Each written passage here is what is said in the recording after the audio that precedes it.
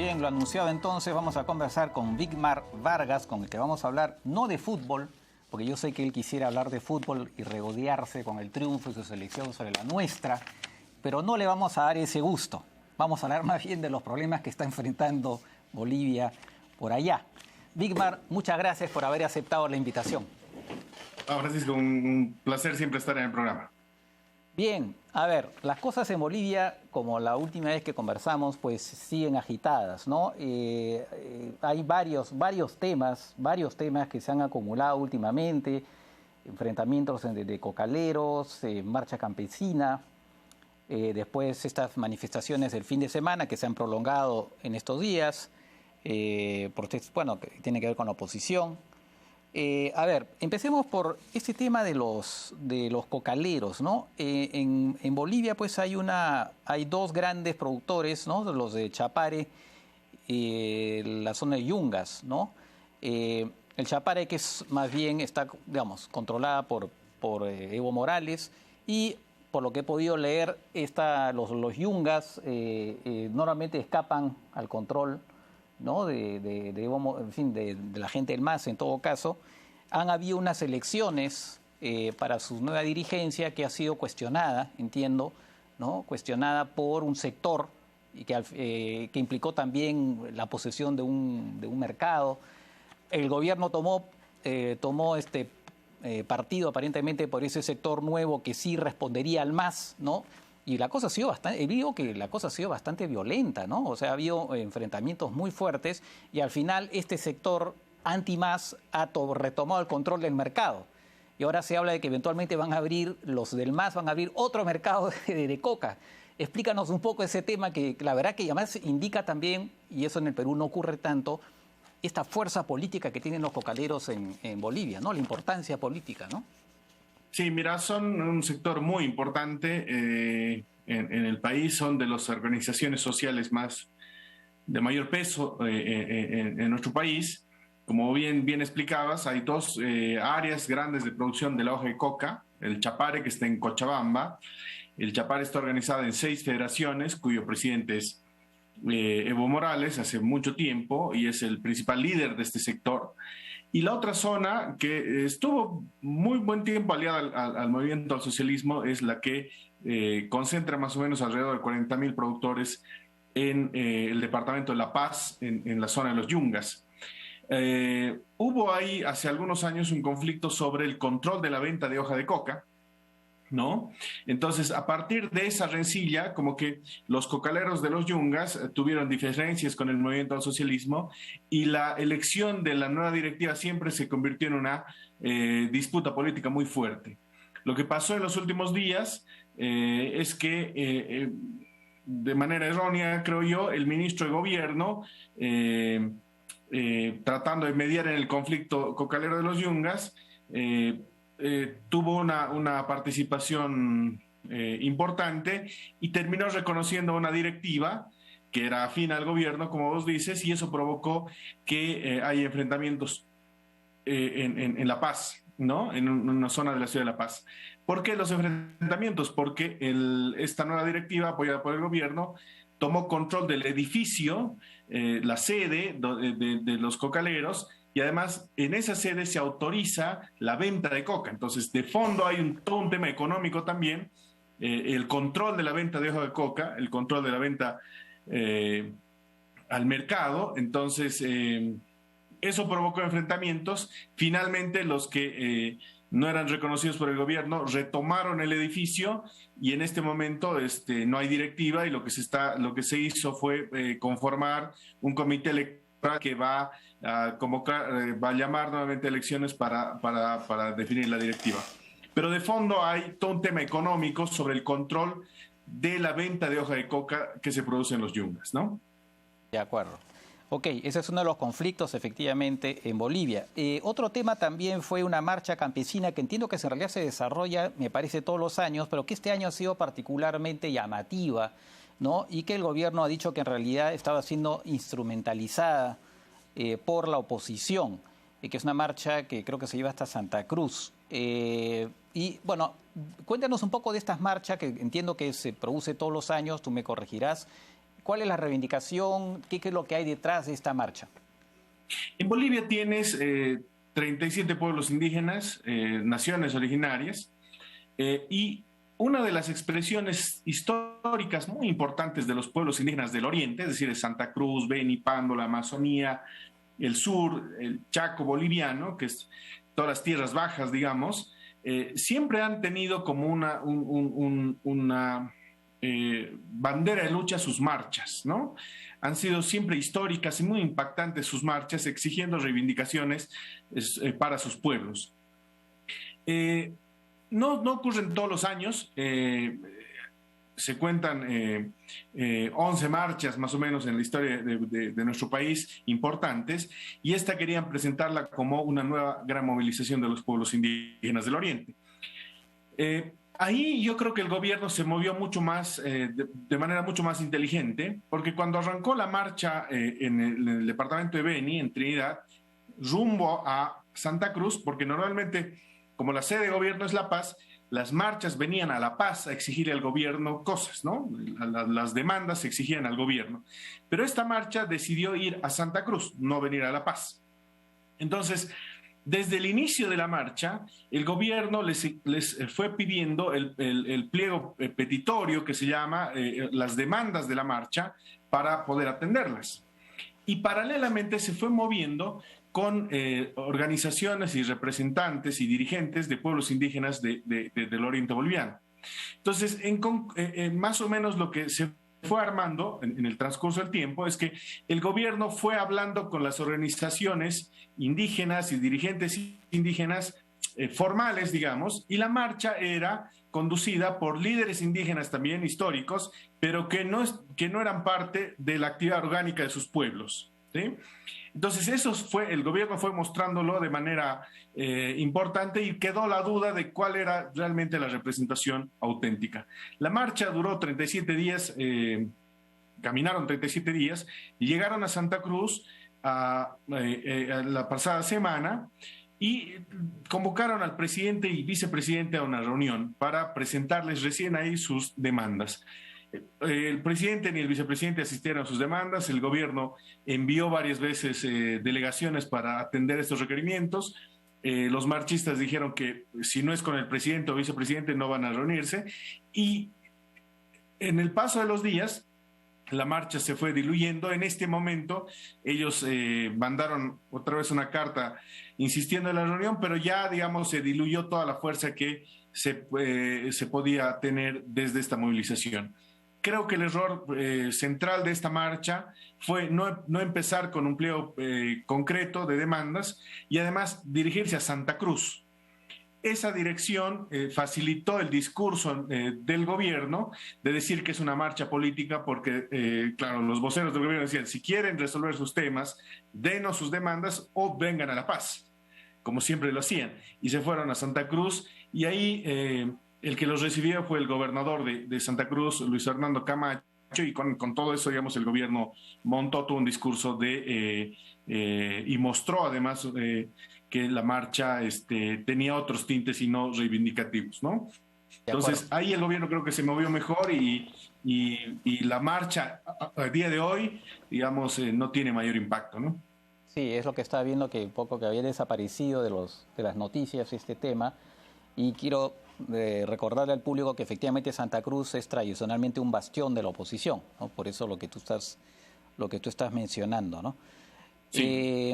Bueno, otro frente es, otra vez la historia, ya la telenovela del golpe y golpe versus fraude, ¿no? Y pues lo último que ha habido hay dos temas en particular, que es que la expresidenta Áñez, que está encarcelada por este caso, está siendo procesada, pidió medidas cautelares a la Comisión Interamericana de Derechos Humanos, ¿no? En relación con su arresto. Ella quiere salir libre o ser procesada en libertad. Y también, por otro lado, había sido llamado a declarar precisamente Fernando Camacho, ¿no? Y al final parece que la Fiscalía retrocedió, se asustó, lo que dio lugar a un editorial o a un artículo en Página 7 diciendo: ya ven, el gobierno no tiene problemas en meterse con una mujer, ¿no?, que está en la cárcel, débil, pero ahí sí retrocede, según este editorial, ante una persona que tiene un peso político y se ha asustado. Cuéntanos un poco este tema. Bueno, claramente la ciudad de Santa Cruz es el espacio territorial de oposición más duro al gobierno nacional, al movimiento al socialismo. Es decir, yo creo que Santa Cruz, la ciudad de Santa Cruz, se ha convertido en el espacio, en la trinchera de la oposición más radical contra el movimiento al socialismo, y esa oposición la lidera el gobernador de Santa Cruz, Luis Fernando Camacho. Estaba programado para la anterior semana 2 declaraciones importantes. Una, la de su padre, y la del propio gobernador. Entonces, esas 2 declaraciones se dieron, según la explicación del fiscal general, a raíz de un video que una vez lo comentamos, después de lo de la asunción de Yanine Áñez, Luis Fernando Camacho, en una reunión de amigos, cuenta que su padre había arreglado con militares y policías para concretar la salida de Evo Morales, más o menos, ¿no es cierto? Ese video que circuló en redes durante mucho tiempo y que sigue circulando, se convirtió para la fiscalía en un elemento para indagar. Y citaron a su padre a la ciudad de La Paz. El padre de Luis Fernando Camacho es una persona mayor y presentaron un recurso para evitar venir a Santa Cruz por temas de salud y declarar en La Paz. Y la fiscalía tomó eso como que no puede haber declaración de Luis Fernando Camacho, gobernador, sin antes escuchar la versión del padre. Entonces, como había presentado este incidente, pospusieron la declaración, no se conoce la fecha, pero en ese orden, ¿no? Eso pasó en primera instancia. Y lo otro que pasó en estos días es que creo que este elemento fue importante para empezar a movilizar otra vez al país en contra del gobierno, esta vez con una excusa muy interesante, que es una ley de ganancias ilícitas que el Congreso está tratando y que a raíz de eso convocó a un paro este lunes, ayer, un paro nacional en todo el país, ¿no? Impulsado esencialmente por el gobernador de Santa Cruz y la dirigencia cívica de Santa Cruz, ¿no? Sí, de acuerdo. Efectivamente, ¿no? Ahí, bueno, y además hay que recordar que se cumple en Bolivia, se ha cumplido el 10, o sea, esto ha sido domingo, me parece, se ha cumplido el aniversario del retorno a la democracia, ¿no? 39 años del retorno a la democracia. Así es, y eso ha sido tomado como una fecha simbólica para estas manifestaciones. Y quiero recordar al público el trasfondo de lo último, que recordemos que el 2019 fueron las elecciones en las que Evo Morales se presentó, aun cuando a un referéndum le había impedido presentarse a un 4º mandato. El día de la elección el conteo se interrumpe, se retoma y habían variado las cifras a favor de Evo Morales, se produce unas protestas, ahí el jefe de las Fuerzas Armadas le dice públicamente a Evo Morales que sería mejor que se fuera. Entonces, a partir de ahí hay una narrativa del golpe versus narrativa de fraude. Entra en funciones el gobierno de la señora Áñez de transición en condiciones también discutibles, ¿no? Institucionalmente discutibles, y bueno, entonces Bolivia está atrapada en esa lucha de relatos, ¿no? Golpe versus fraude. Entonces, eso es un poco es importante siempre tenerlo en la cabeza para entender lo que está pasando en Bolivia. Ahora, precisamente tú has mencionado esta ley que efectivamente ha movilizado a la oposición, pero que es una ley. Nosotros tenemos una ley también que tiene que ver con ganancias ilícitas, o sea, no es una novedad, ¿no? Acá también hay una serie de información que se tiene que dar, hay personas que tienen que informar, cuando se hace una escritura en la notaría, estamos siempre todos obligados pues a informar sobre el origen del dinero. O sea, algo así se quiere hacer en Bolivia, ¿no? Lo que se está diciendo es que la ley sería tal como está redactada, en todo caso el proyecto, porque es un proyecto, ¿no?